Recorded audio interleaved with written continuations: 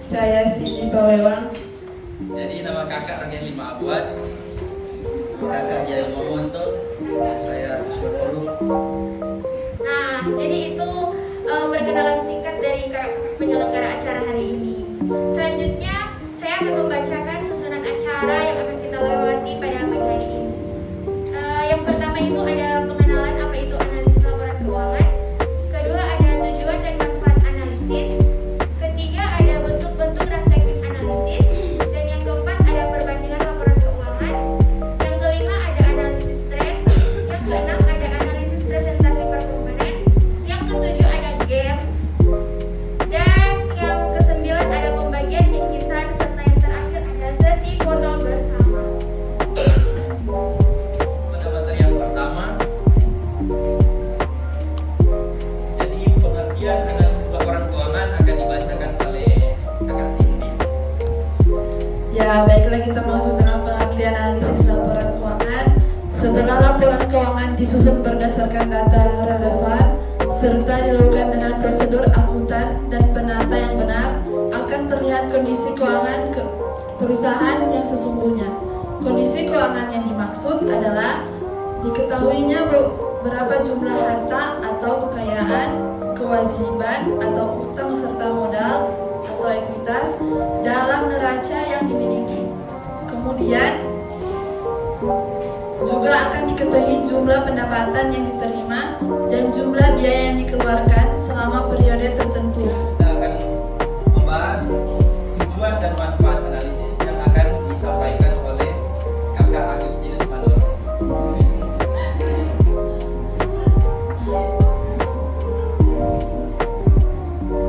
Kita masuk pada materi berikutnya, yaitu tujuan dan manfaat analisis. Manfaat analisis laporan keuangan adalah pertama, untuk mengetahui posisi keuangan perusahaan dalam periode tertentu, baik harta, kewajiban, modal maupun hasil usaha yang telah dicapai untuk beberapa periode. Yang kedua adalah untuk mengetahui kelemahan-kelemahan apa saja yang menjadi kekurangan perusahaan. Yang ketiga, untuk mengetahui kekuatan-kekuatan yang dimiliki. Keempat, untuk mengetahui langkah-langkah perbaikan apa saja yang perlu dilakukan ke depannya yang berkaitan dengan pos keuangan perusahaan saat ini. Tergambar kinerja manajemen selama ini pada akhirnya bagi pihak pemilik dan manajemen.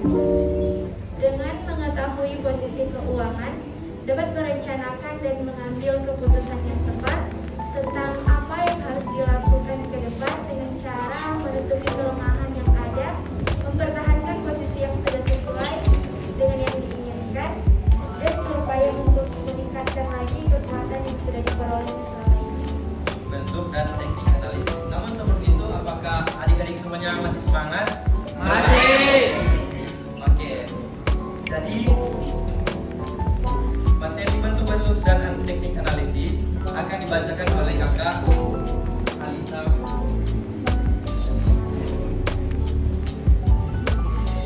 Kita masuk ke dalam bentuk-bentuk dan teknik analisis.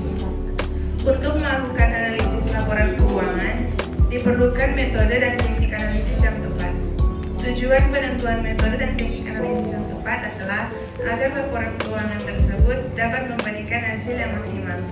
Selain itu, para pengguna hasil analisis tersebut dapat dengan mudah untuk menginterpretasikannya. Langkah atau prosedur yang dilakukan dalam analisis keuangan adalah: yang pertama, mengumpulkan data keuangan dan data pendukung yang diperlukan selengkap mungkin, baik untuk satu periode maupun beberapa periode. Yang kedua, melakukan pengukuran atau perhitungan-perhitungan dengan rumus-rumus tertentu sesuai dengan standar yang biasa digunakan secara cermat dan teliti, sehingga hasil yang diperoleh benar-benar tepat. Yang ketiga, melakukan perhitungan dengan membarundang dan angka-angka yang ada dalam laporan keuangan secara cermat.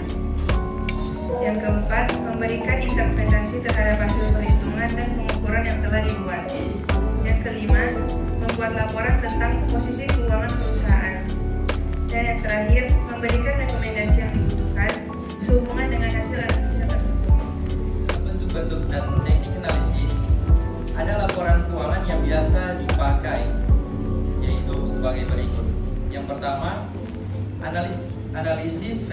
statis. Analisis vertikal merupakan analisis yang dilakukan terhadap hanya satu periode laporan keuangan saja. Analisis yang dilakukan antara pos-pos yang ada dalam satu periode. Informasi yang diperoleh hanya untuk satu periode saja dan tidak diketahui perkembangan dari periode ke periode tidak diketahui. Yang kedua ada analisis horizontal atau dinamis, yaitu analisis yang dilakukan dengan membandingkan laporan keuangan untuk beberapa periode. Dari hasil analisis ini akan terlihat perkembangan perusahaan dari periode yang satu ke periode yang lain. Kemudian, di samping metode ada pun jenis-jenis teknik analisis laporan keuangan yang dapat dilakukan adalah sebagai berikut. Yang pertama, analisis perbandingan antara laporan keuangan. Yang kedua, analisis tren. Yang ketiga, analisis persentase per komponen. Yang keempat, analisis sumber dan penggunaan dana. Kelima, analisis sumber dan penggunaan kas. Keenam, analisis rasio. Ketujuh, analisis kredit. Kedelapan, analisis laba kotor. Dan kesembilan, analisis titik pulang pokok atau titik impas. Yang dilakukan dengan membandingkan laporan keuangan lebih dari satu periode. Artinya, minimal 2 periode atau lebih dari analisis ini dapat diketahui perubahan-perubahan yang terjadi. Perubahan yang terjadi dapat berupa kenaikan atau penurunan dari masing-masing komponen analisis. Dari perubahan ini terlihat masing-masing kemajuan atau dalam mencapai target yang Selanjutnya akan dibacakan oleh Kakak Daryl. Analisis presentase per komponen merupakan analisis yang dilakukan untuk membandingkan antara komponen yang ada dalam suatu laporan keuangan, baik yang ada di neraca maupun laporan laba rugi. Analisis ini juga dilakukan untuk mengetahui yang A, persentase investasi terhadap masing-masing aktiva atau terhadap total aktiva. Yang B, struktur permodalan. Yang C, komposisi biaya terhadap penjualan. Slide selanjutnya akan dibacakan oleh Kakak Feby.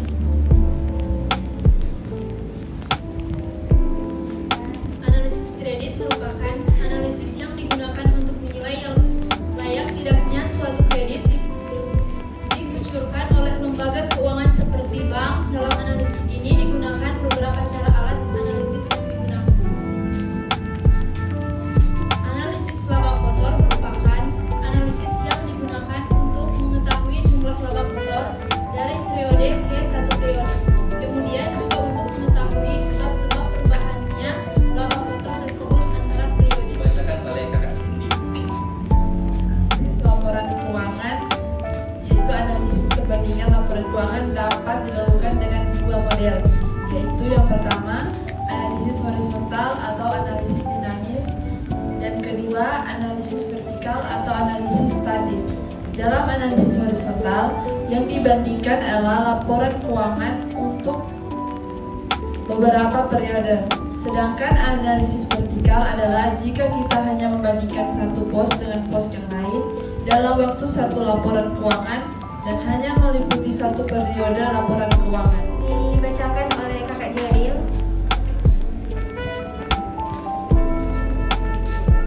Baiklah, kita akan masuk di yang berikutnya, yaitu E, analisis tren. Analisis tren atau tendensi merupakan analisis laporan keuangan yang biasanya dinyatakan dalam persentase tertentu. Dalam analisis dapat dilakukan dengan menggunakan analisis horizontal ataupun dinamis. Data yang digunakan adalah data tahunan atau periode yang digunakan biasanya hanya 2 tahun atau 2 atau 3 periode saja. Hal ini disebabkan karena jika lebih dari 3 periode akan mengalami kesulitan untuk menganalisisnya lebih cepat. Jika data yang digunakan lebih dari 2 atau 3 periode, metode yang digunakan adalah angka indeks. Dengan menggunakan angka indeks akan dapat diketahui kecenderungan atau tren atau arah dari posisi keuangan, apakah meningkat, menurun, atau tetap. Hasil analisis tren biasanya dihitung dalam persentase. Selanjutnya akan dilanjutkan oleh kakak PMI keuangan yang akan digunakan untuk mengadakan analisis tren dengan persentase adalah data yang paling awal. Kemudian data tersebut dibandingkan dengan data selanjutnya. Artinya, data yang paling awal dianggap sebagai tahunan dasar sebagai awal perhitungan. Data awal tahun yang akan dianalisis kita anggap data normal di antara tahun. Jadi tadi ya pembahasan dari kakak-kakak penyelenggara acara. Kemudian di sini ada kesimpulan dan penguatan. Yang paling kita bahas itu ada jenis-jenis teknik analisis ada 9. Yang pertama analisis perbandingan antara laporan keuangan. Yang kedua analisis tren. Yang ketiga analisis presentasi per komponen. Yang keempat ada analisis sumber dan penggunaan dana. Yang kelima ada analisis sumber dan penggunaan kas. Yang keenam ada analisis rasio. Yang ketujuh ada analisis kredit. Yang ke-8 ada analisis laba motor dan yang ke-9 ada analisis. Baiklah, terima kasih atas kesempatan yang diberikan. Sekarang ada Elis mau bertanya ke kakak-kakak. Kakak jawab nih. Ada Elis yang bertanya, jenis-jenis teknik analisis laporan keuangan dalam analisis horizontal atau dinamis. Terima kasih kakak-kakak. Ini ada Sylvia. Oke, terima kasih. Yang menjadi pertanyaan, tujuan apa yang ingin dicapai saat menggunakan alat analisis tren?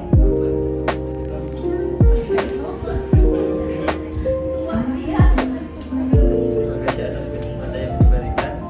Saya ingin bertanya, mengapa saat melakukan analisis laporan keuangan harus menggunakan angka perbandingan dalam rasio keuangan? Baik, terima kasih atas kesempatan yang diberikan. Yang menjadi pertanyaannya, tadi kan kelompok menjelaskan tampilan teknik dalam pembuatan analisis laporan keuangan. Yang menjadi pertanyaannya, mengapa perusahaan perlu melakukan analisis rasio? Terima kasih. Ada Keisha.